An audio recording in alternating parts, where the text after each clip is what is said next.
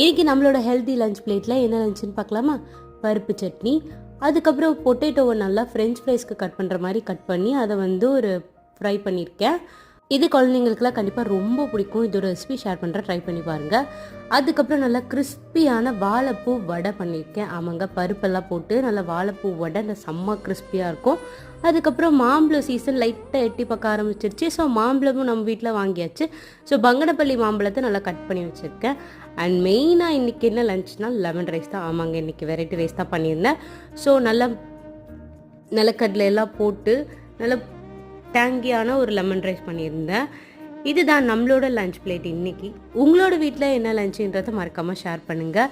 இந்த வீடியோ உங்களுக்கு யூஸ்ஃபுல்லாக இருக்குன்னா நம்மளோட சேனலை சப்ஸ்கிரைப் பண்ணிக்கோங்க. டெய்லி ஒரு லஞ்ச் பிளேட் உங்களுக்காக கண்டிப்பாக ஷேர் பண்ணுறேன். நீங்களும் ட்ரை பண்ணி பாருங்கள். நாளைக்கு பார்க்கலாம். பாய்.